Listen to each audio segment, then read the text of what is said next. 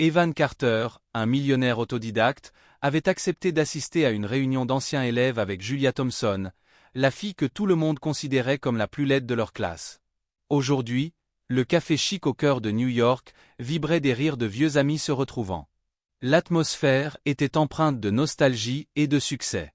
Assis dans un coin, Evan sirotait son café noir, entouré de ses anciens camarades, dont la plupart avaient connu un succès modeste.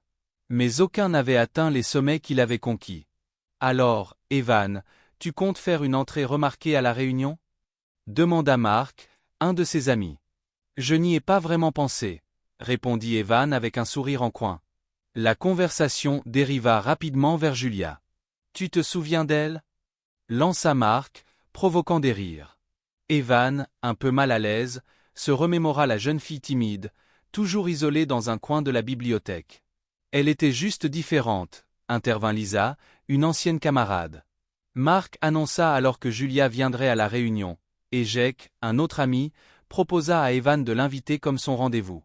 Evan, piqué par le défi, accepta finalement. Plus tard, il envoya un message à Julia, s'attendant à une réponse sarcastique. À sa grande surprise, elle accepta avec enthousiasme. Intrigué, il se mit à penser que Julia n'était peut-être plus la même. Le soir de leur rencontre, Evan fut stupéfait de voir Julia. Elle avait changé, rayonnante dans une robe élégante, dégageant une confiance qu'il n'aurait jamais imaginée.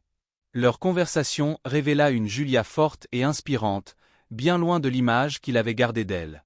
Alors qu'ils se rapprochaient, Evan réalisa qu'il avait sous-estimé Julia. Mais la situation prit un tournant, lorsque des amis d'Evan évoquèrent le pari qui avait conduit à leur rendez-vous. Julia, blessée, s'éloigna. Evan, désespéré, la suivit, lui promettant que ses sentiments étaient réels. Le jour de la réunion, Evan prit la parole devant tous, s'excusant publiquement auprès de Julia. Elle, émue, accepta de lui donner une seconde chance. Ensemble, ils dansèrent, laissant derrière les fantômes du passé. Un an plus tard, leur amour avait fleuri.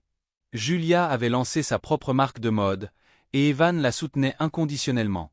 Lors d'un voyage à Paris, ils réalisèrent à quel point leur histoire était précieuse. Plus de Paris, juste nous, dit Julia, et ils levèrent leurs verres, célébrant un amour inattendu, prouvant que les véritables connexions transcendent les apparences et les jugements du passé.